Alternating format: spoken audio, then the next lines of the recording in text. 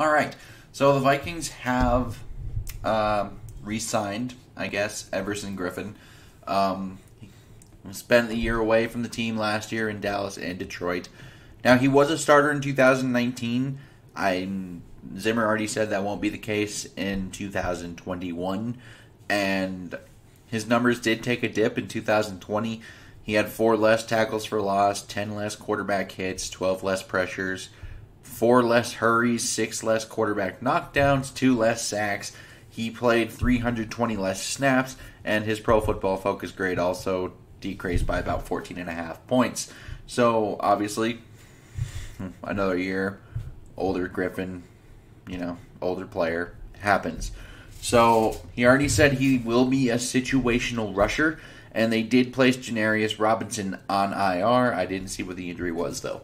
Now, that does make that a little bit better, just because my initial thought was, if you're signing Griffen, kind of thought it was more than a rotational edge rusher kind of guy, strictly because I thought, what can you get that other guys wouldn't give you then?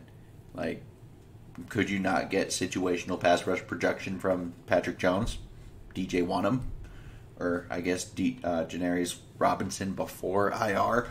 That's kind of where I was. But with Janarius Robinson on IR, it does open up a little spot there for that. And their edge situation overall now goes Griffen, Hunter, Weatherly, Wanham, Jones, Mataafa, and I think Willikis to round it out. I don't know if I'm forgetting anybody, because Jalen Holmes did switch to 3-tech. But it's much better than last season.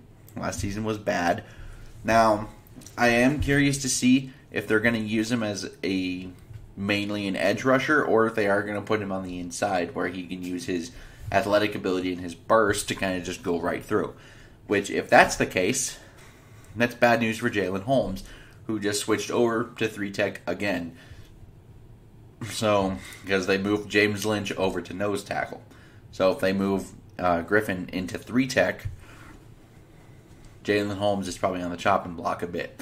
Now, Minnesota also did sign Ito Smith. He is a running back, a former 4th-round draft pick of the Atlanta Falcons. And he's more of a change of pace and receiving back kind of player.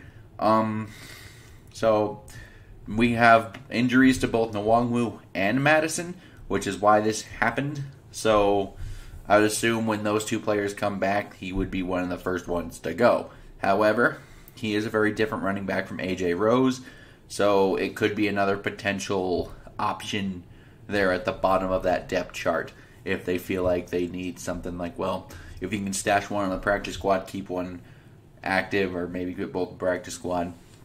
We have seen the Vikings try to do some practice squad shenanigans with running backs in the past, or just keeping 4 or 5 of them. We've also seen that. So he has experience. He's had some productive times in the NFL. He has also, I think, 2 kick returns. So he has a potential return ability. So, yeah. Wouldn't shock me to see them try to stash him somewhere. But as it stands now, he's probably more than likely a camp body. So unless he impresses, we're not even talking about that. But I'd like to know your guys' opinions on, Griffen coming back, down in the comments, down below. Like and subscribing, super helpful. And until next time, I bid y'all adieu.